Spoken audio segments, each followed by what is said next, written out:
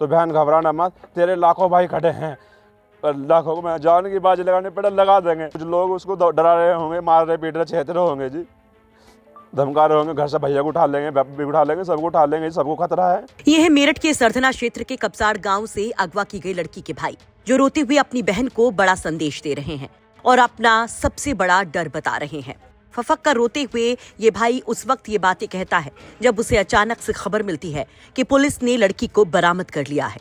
उसके बाद ये भाई अपनी भावनाओं को कंट्रोल में नहीं कर पाता और एक बड़ा संदेश मीडिया के जरिए अपनी बहन तक पहुंचाता है, जिसमें एक डर भी होता है।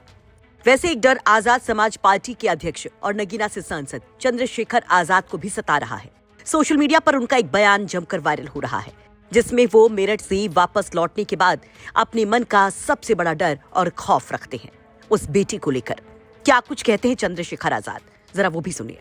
स्थिति में हूँ, वो उसको किस स्थिति में, एक आदमी था, दो आदमी थे, चार आदमी थे, उसको कैसे लेके गए, कहाँ लेके गए, किसी को नहीं पता है। अब मुझे डर क्या है?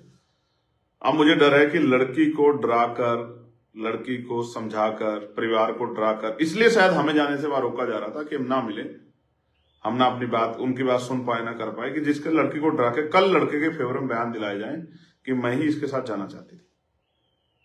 और इसका एक माहौल बनाने का काम कल से किया जा रहा है कि लड़का लड़की में प्रेम प्रसंग था, लड़का लड़की जो एक दूसरे को जानते थे, लड़की बड़ी है, लड़का छोटा है।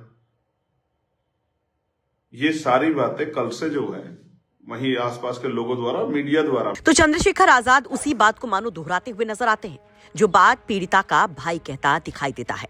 पीड़िता के भाई का पूरा बयान भी सुन लीजिए। पता चला है जी, अभी वीडियो आई है और जो भी पकड़े गए हैं, मेरी बहन सही सलामत मिल गई है। ये पता नहीं सही सलामत मिली है नहीं मिली। कोई भी प्रशासन, कोई भी नेता, कोई भी मेरी बहन को जोर दबाव ना दे, जोर दबाव दे, कोई भी बयान गलत ना करवाए, ये मेरी अपील है। जो भी हो सही हो, कोई भी मेरी बहन को ना गलत उसमें भी आरोपी में ना दबा। अगर मेरी बहन सुन रही हो, वीडियो सुन रही हो, देख रही हो, तो बहन घबराना मत, तेरे लाखों भाई खड़े हैं, लाखों को मैं जान की बाजी लगाने पड़े लगा देंगे, घबराइए मत बिल्कुल भी। माँ तो गई, माँ तो मर गई भाई। कोई भी मुझे लगता है जी कि कुछ लोग उसको डरा रहे होंगे, मार रहे पीट रहे छेड़ रहे होंगे जी, धमका रहे होंगे, घर से भैया को उठा लेंगे, बाप भी उठा लेंगे, सबको उठा लेंगे, सबको खतरा है। कोई भी गलत ऐसा काम ना करें। अच्छा, पुलिस ने 48 घंटे का टाइम दिया था और 48 घंटे लगभग हो गए और अब 48 घंटे तो फालतू हो गए, 60 घंटे से ऊपर कूद लीजिए ये तो। लेकिन अब बरामद हो गई। अभी बरामद जब होगी, जब हमारे पास आएगी, पता नहीं बरामद हुई है नहीं हुई जी। दरअसल शनिवार की देर शाम खबर आती है कि पुलिस ने अगवा लड़की को बरामद कर लिया है। खबर ये आती है कि आरोपी पारस की गिरफ्तारी हो गई है, लेकिन इन सब के बीच में सोशल मीडिया पर तमाम तरह की चर्चाएं हैं।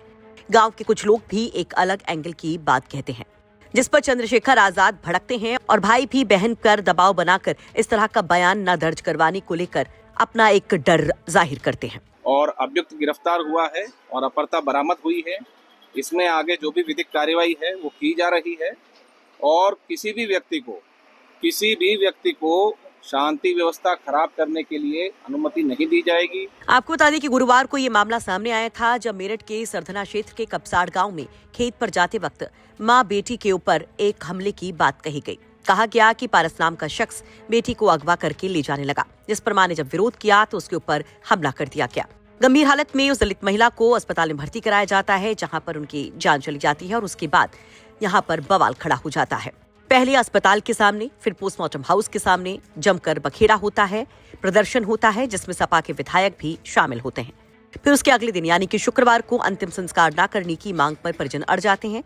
उनकी मांग होती है कि आरोपी की गिरफ्तारी हो और लड़की को बरामद किया जाए, उन तक पहुंचाया जाए। शाम तक इस तरह से हंगामा जारी रहता है। इन सब के बीच में पुलिस को 48 घंटे का अल्टीमेटम मिलता है लड़की को बरामद करने और आरोपी को गिरफ्तार करने का, और शनिवार की शाम तक पुलिस एक बड़ा ऐलान कर देती है।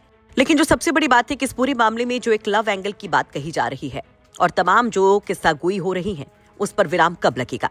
दरअसल यहाँ पर इंतजार है लड़की के बयान का और पुलिस के उस बड़ी प्रेस कॉन्फ्रेंस का, जो कभी भी पुलिस की तरफ से की जा सकती है। आपको बता दें कि चंद्रशेखर आजाद भी कल शाम को वहां पर पहुंचे थे। उनको परतापुर में टोल पर रोका गया था, जब जमकर हंगामा भी हुआ था। मेरठ से उस्मान चौधरी की रिपोर्ट, यूपी तक।